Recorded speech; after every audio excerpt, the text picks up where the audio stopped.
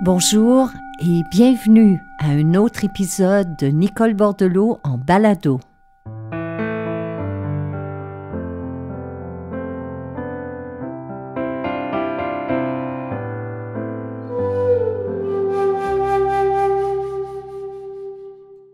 Si vous êtes déjà fidèle à cette série balado, vous savez déjà à quel point j'aime les histoires. Je trouve que c'est une fabuleuse façon d'apprendre d'autres aspects de la vie. Lorsque nous sommes dans l'écoute, mais dans une véritable écoute d'une histoire, eh bien, les questions dans notre tête cèdent place à un état d'être qui nous permet de ressentir ce que l'autre personne a à nous dire. Alors, les histoires font partie de ma vie. J'aime les entendre, j'aime les lire, j'aime les écouter, et ce depuis que je suis toute petite. Et j'aime aussi vous les raconter. Alors cette semaine ne fait pas exception, parce que je suis tombée sur une histoire dans un de mes carnets qui nous rappelle que les grands moments de notre existence sont souvent au départ de petits instants auxquels nous n'avions pas prêté attention, mais qui vont se révéler des années plus tard des plus transformateurs. Et la raison est simple, c'est parce qu'ils nous rendent meilleurs en tant qu'êtres humains. Donc cette histoire, cette anecdote a été publiée par Kent Nerber, qui est un écrivain américain, mais qui à cette époque-là était chauffeur de taxi la nuit à New York. Il dit de lui qu'il était coriace, qu'il était révolté, qu'il était un dur à cuire, mais qu'il allait faire cette nuit-là un dernier voyage en taxi qui le changerait à jamais. Alors voici la traduction libre de cette histoire.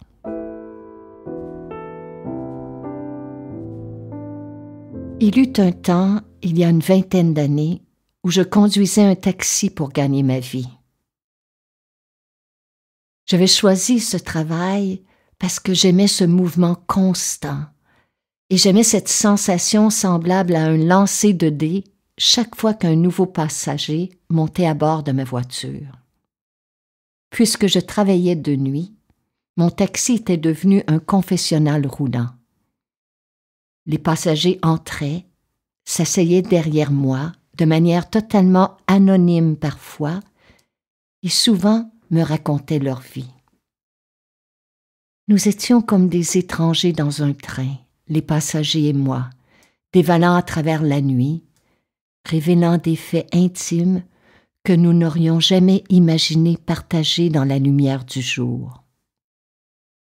J'ai ainsi rencontré des gens dont les histoires m'ont étonné, m'ont anobli, m'ont fait rire et m'ont fait pleurer. Mais aucune ne m'a touchée autant que celle d'une femme que j'ai transportée tard, une nuit chaude du mois d'août. Ce soir-là, je répondais à un appel provenant d'un quadruplex situé dans un quartier résidentiel de la ville. J'ai présumé que j'allais chercher des fêtards, ou quelqu'un qui venait d'avoir une dispute amoureuse, ou quelqu'un qui travaillait tôt le matin dans une usine de la zone industrielle de la ville. Mais quand je suis arrivée à l'adresse, la bâtisse était sombre, à l'exception d'une seule lumière qui éclairait une fenêtre du rez-de-chaussée. Dans ces circonstances, la plupart des chauffeurs de taxi ne feraient que klaxonner une ou deux fois, attendre une courte minute, puis repartir. Trop de mauvaises possibilités attendent un chauffeur qui se rend près d'un immeuble sombre à 2h30 du matin. Mais j'ai vu trop souvent, personnellement, des gens prisonniers d'une vie de pauvreté qui dépendent d'un taxi comme leur seul moyen de transport. Alors pour moi, à moins qu'une situation représente un véritable danger, j'allais toujours sonner à la porte. Je me disais que ça pouvait être quelqu'un qui avait vraiment besoin de mon assistance. Ne voudrais-je pas qu'un chauffeur fasse la même chose si ma mère ou mon père avaient appelé un taxi? Alors ce soir-là, je me suis rendue jusqu'à la porte et j'ai frappé. « Un instant !» a répondu une voix frêle et âgée. Je pouvais entendre le bruit d'un objet qu'on traînait au sol. Après une longue pause, la porte s'est ouverte. Une petite femme d'environ 80 ans se tenait devant moi. À côté d'elle se trouvait une petite valise en nylon qu'elle avait dû tirer jusqu'à la porte. Je pouvais voir l'appartement. On aurait dit que personne n'y avait vécu depuis plusieurs années, car les meubles étaient recouverts par des draps. Il n'y avait ni horloge, ni tableau sur les murs, ni bibelot. Mais dans un coin se trouvait une boîte en carton remplie de photos. « Pouvez-vous apporter ma valise jusqu'à la voiture ?» me demanda-t-elle. « J'aimerais être seule encore quelques secondes. » J'ai saisi la valise, j'ai fait demi-tour, je suis retournée vers ma voiture et j'ai déposé la valise dans le coffre. Puis je suis retournée pour l'aider.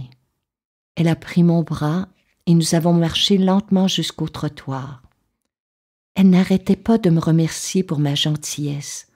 « Mais ce n'est rien, » lui ai-je répondu. « J'essaie simplement de traiter mes passagers de la même façon dont j'aimerais que l'on traite ma mère ou mon père. »« Oh, vous êtes un homme bon, » me dit-elle. J'étais mal à l'aise. Ses éloges et son appréciation m'étaient presque gênants. Une fois dans le taxi, elle m'a donné une adresse, puis m'a demandé si nous pourrions passer par le centre-ville. « Oh, mais madame, ce n'est pas le chemin le plus court, » lui ai-je répondu. « Oh, ça ne fait rien, monsieur, » dit-elle. « Je suis vraiment pas pressée. Je quitte ma maison pour me rendre dans un centre pour personnes malades et âgées. » J'ai regardé dans le rétroviseur. Ses yeux étaient luisants de larmes. Je n'ai pas de famille et mon médecin m'a conseillé de m'y rendre car apparemment je n'ai plus beaucoup de temps. Je me suis penchée discrètement pour éteindre le taximètre, puis je lui ai demandé quelle route elle désirait emprunter. Et cette nuit-là, nous avons roulé à travers la ville. Elle m'a montré l'immeuble dans lequel elle avait travaillé comme opératrice d'ascenseur. Nous avons traversé le quartier dans lequel elle avait vécu après s'être mariée.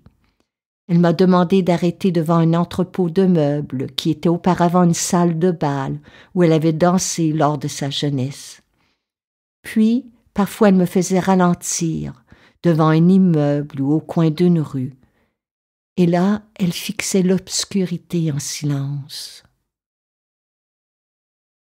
Quand les premiers rayons du soleil sont apparus à l'horizon, soudain elle m'a dit « Je suis fatiguée, monsieur.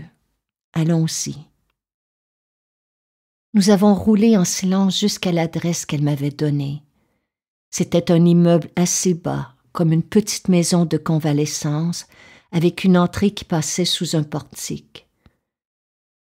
2 infirmiers se sont dirigés vers mon taxi dès que nous sommes arrivés. Sans attendre, ils ont ouvert la porte pour aider la dame. Soucieux et attentifs, ils surveillaient tous ses mouvements. On aurait dit qu'ils l'attendaient. Peut-être, me suis-je dit, leur avait-elle téléphoné avant de partir de chez elle.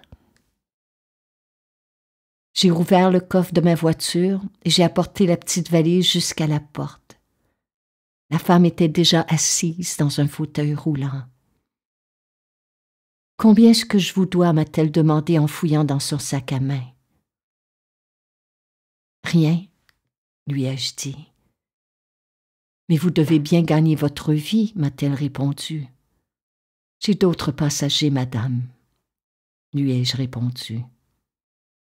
Presque sans réfléchir, je me suis penchée pour la prendre dans mes bras. Elle m'a serré fort. Vous m'avez donné un petit moment de bonheur aujourd'hui, monsieur. Merci. Il n'y avait rien d'autre à ajouter. J'ai serré sa main, puis j'ai marché dans la lumière tamisée du matin.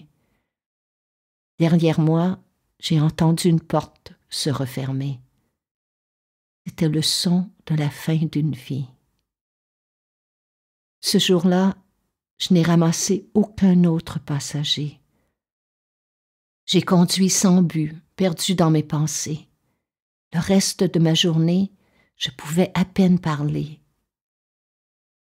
Et si cette dame était tombée sur un chauffeur en colère, ou sur un chauffeur impatient de terminer son quart de travail?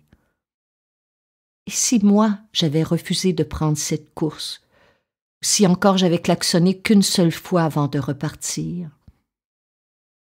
Et si j'avais été de mauvaise humeur et refusé d'engager une conversation avec elle? Combien de moments comme celui-ci, dans ma vie, n'avais-je pas réussi à saisir? Nous sommes conditionnés à penser que nos vies tournent autour de grands moments, de grands événements.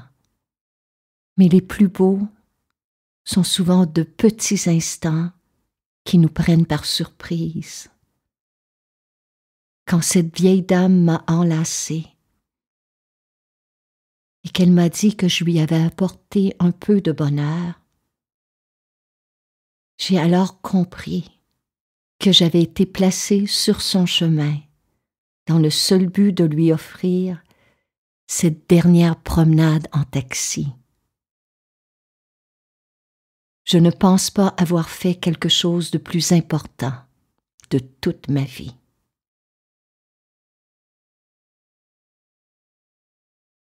Et c'est signé Ken Nerberg, The Cab Ride I Will Never Forget.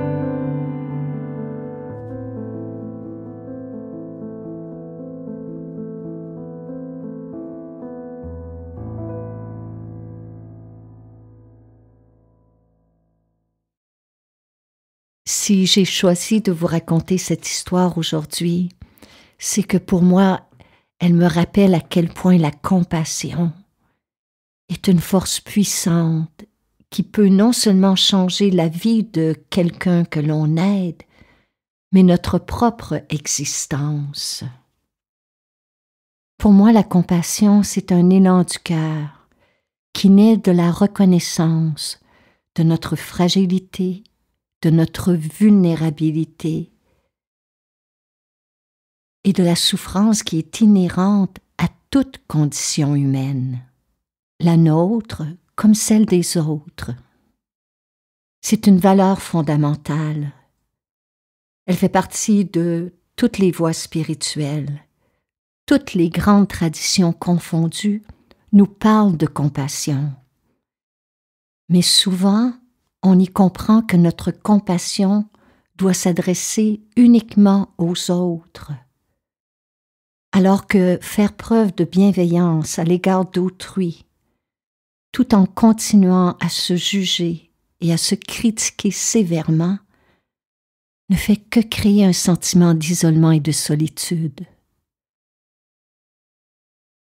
C'est dans cette perspective que j'ai commencé, il y a plus d'une vingtaine d'années déjà, la pratique de la méditation de la compassion.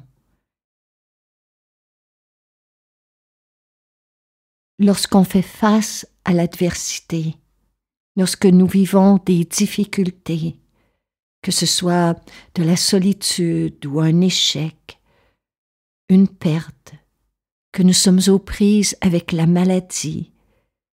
Cette méditation nous permet de développer un état d'être qu'on appelle l'équanimité.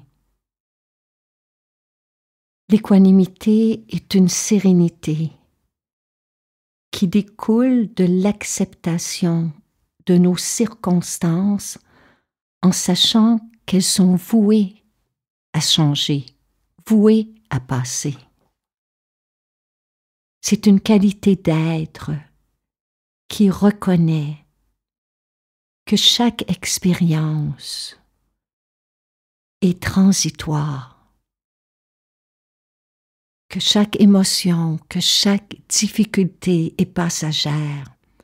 Et cela nous donne la force et le courage d'accueillir les événements de notre vie avec un cœur plus paisible et un esprit plus tranquille.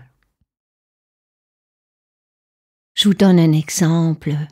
Par exemple, face à un échec ou à une perte, l'équanimité nous permet de reconquérir notre dignité, notre force intérieure. Elle nous donne l'élan nécessaire pour nous relever, tandis que la compassion, elle, nous permet d'honorer ce que l'on vit, d'accueillir nos émotions, d'entrer en contact avec notre souffrance ou celle des autres, sans y perdre notre paix intérieure. Pour moi, la compassion et l'équanimité sont comme les ailes d'un oiseau. Nous avons besoin des deux pour traverser les tempêtes de notre vie. Dans notre société, sans compassion, sans équanimité, nos esprits deviennent méfiants, cyniques. Nos cœurs sont comme verrouillés et nous restons insensibles aux peines et aux douleurs des autres. À l'inverse, lorsque ces deux qualités d'être sont pratiquées et cultivées dans notre quotidien, nous ressentons d'emblée notre lien intrinsèque avec le reste de l'humanité. Et lorsque nous traversons des difficultés, nous nous sentons nettement moins seuls, moins isolés. Ce qui, moi, m'a beaucoup aidé dans ma vie, c'est d'apprendre que par la puissance de la pratique méditative, chacun de nous peut cultiver la sagesse, la patience, l'intuition, la bonté et la compassion, car ces qualités d'être sommeillent déjà en vous comme en moi.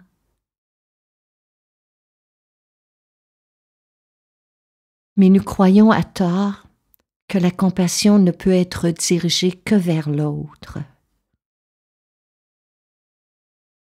Je connais bien des personnes, et j'étais assurément l'une d'elles à une certaine époque de ma vie, qui sont prêtes à pratiquer la compassion envers autrui. Et c'est là une des aspirations les plus nobles. Mais elles se refusent la même attention bienveillante. Et c'est là le problème. Car voyez-vous, une véritable compassion doit s'étendre à tous les êtres vivants, donc aussi à soi-même, parce que sinon cet idéal de compassion est incomplet. Pour ma part, comme pour des milliers de personnes, c'est à travers la méditation de la compassion que nous sommes invités à nous offrir le même respect, la même écoute, le même accueil et la même tendresse que nous prodiguons aux gens de notre entourage qui vivent des heures douloureuses. Depuis une quinzaine d'années déjà, bon nombre d'études scientifiques ont démontré clairement que la compassion est un puissant antidote contre la méfiance, l'égocentrisme et l'angoisse qui sévissent dans notre société. Et parallèlement, ces études ont démontré que l'autocompassion, ou la bonté envers soi, joue un rôle important au niveau de notre santé physique et de notre santé mentale. Peu importe qui nous sommes, peu importe notre âge ou les conditions de notre vie, un jour ou l'autre, nous aurons tous besoin de cette énergie tendre et salutaire.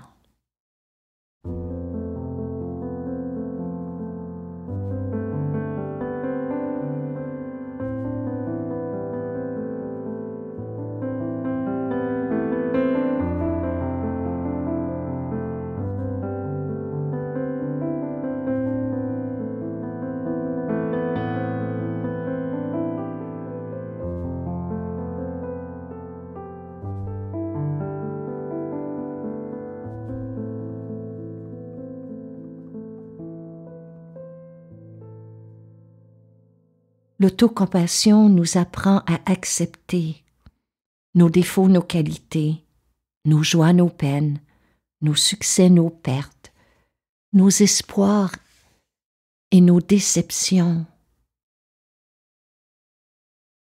Et un jour, contre toute attente, grâce à cette pratique, on arrive à adoucir notre regard envers nous-mêmes, à s'aimer un peu plus, au cœur même de notre vulnérabilité, et à aimer les autres, et à aimer le monde qui nous entoure. Et c'est là le noble but de la méditation et de la compassion. Bon, ici, il me faut le répéter. Méditer ne fera pas de vous un ange ni un saint. En tout cas, pas du jour au lendemain. Probablement que vous continuerez, tout comme moi et des milliers d'autres méditants, à vivre des moments d'impatience, de frustration, à connaître des périodes de doute, de confusion, et à éprouver encore des angoisses et des peurs. Mais ces épisodes seront moins fréquents, et vous aurez maintenant en main un fabuleux outil pour y faire face, celui de votre compassion.